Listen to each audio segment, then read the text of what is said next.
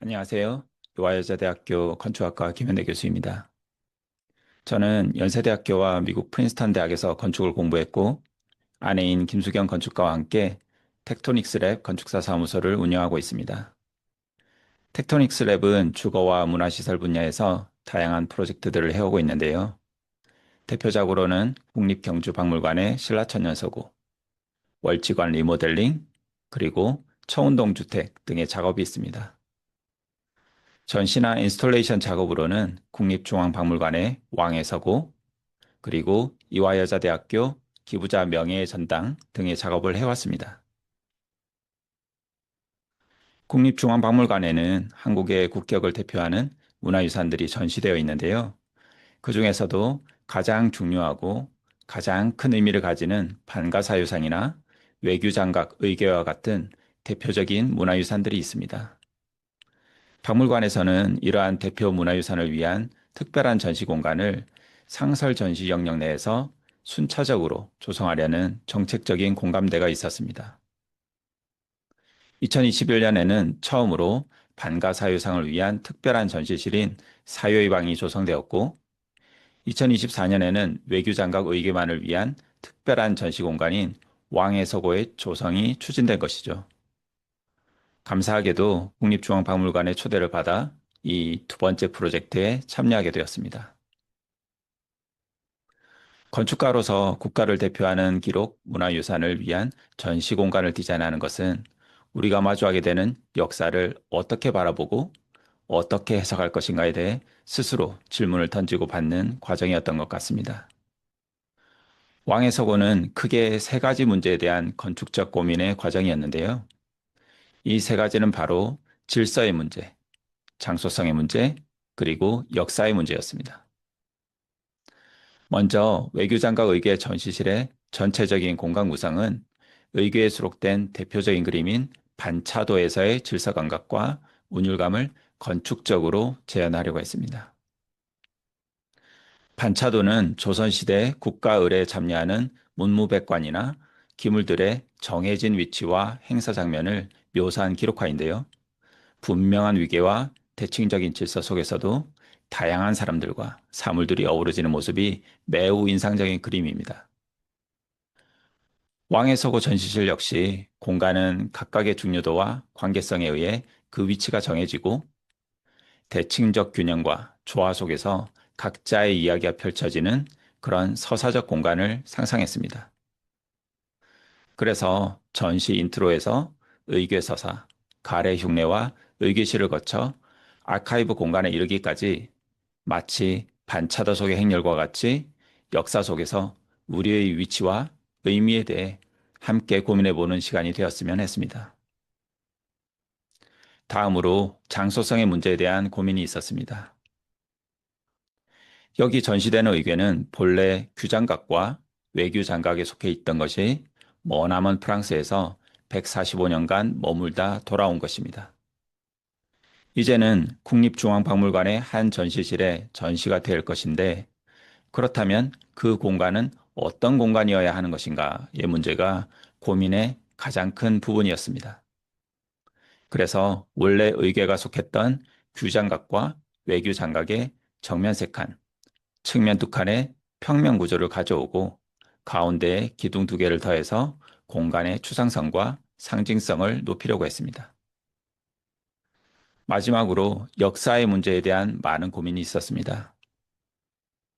프로젝트 초기부터 담당 학예사 선생님들께서 외교 장각 의궤가 거쳐온 순환의 역사에 대해 자주 말씀해 주셨는데요.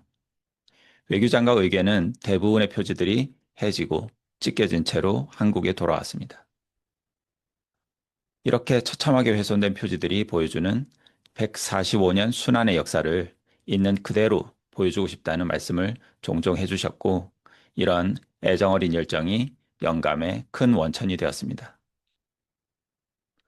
전시 인트로 공간을 지나 처음 마주하는 의궤서사의 공간은 총 232권의 의궤 표지가 점진적으로 펼쳐지며 관람객을 마주하는 곳입니다.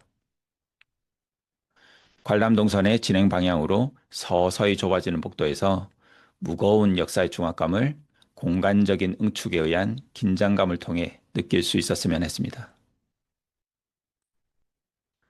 왕의 서고 공간에서 가장 중요한 것은 외교장각 의궤 그 자체의 존재감입니다. 외교장각 의궤는 대부분 왕을 위한 어람용 의궤로 만들어졌습니다. 학예사 선생님들 말씀으로는 어쩌면 한국에 현존하는 모든 책들 중에서 가장 중요한 책이라고 말씀하셨는데요. 어떤 공간에 상징과 의미를 담아낸다고 해도 역시 가장 기억에 남아야 하는 것은 의궤 그 자체라고 생각했습니다. 왕의 서고 내부는 총 232권의 표지가 열지어 서 있는 의궤 서사의 공간과 실제 어람용 의궤들이 진열되는 전시 공간, 그리고 마지막으로 디지털 아카이브에 이르기까지 크게 보면 세 가지 성격의 공간으로 구성되어 있습니다. 의궤 서사의 공간에서는 공간의 깊이감을 더하기 위해 동선의 진행에 따라 점점 공간이 어두워지면서 사람들의 눈이 어둠에 천천히 적응할 수 있도록 빛을 디자인했습니다. 빛은 철저하게 의궤 표지를 위해 존재하고 그 자신은 뒤로 물러날 수 있도록 의도했죠. 전체적으로는 전시 동선의 이야기 흐름에 따라 그리고 구체적인 전시 공간 디자인에 따라 빛의 흐름이 자연스럽게 흘러갈 수 있도록 했습니다. 가장 품격이 높은 명품 의궤가 전시되는 곳에서는 공간은 빛으로 충만한 배경이 되고 관람객은 의궤 속에 펼쳐진 세계에 몰입될 수 있도록 빛의 성격과 강도를 섬세하게 조율했습니다. 문득 시선을 돌려 공간을 올려다보면 끝없이 반사되며 투영되는 추상적인 책의 공간 속에서 의궤와 조우하는 자신의 존재를 느낄 수 있죠. 외교장각 의궤는 1866년 병인 양요 때 프랑스 군대에 의해 무단 반출되었던 조선 왕실 최고의 기록물입니다. 2011년이 되어서야 145년 만에 고국으로 돌아왔죠. 하지만 그 과정은 결코 쉽지 않았습니다. 그리고 영구 반환이 아닌 영구 임대의 형식으로 지금 우리 곁에 있는 것이죠.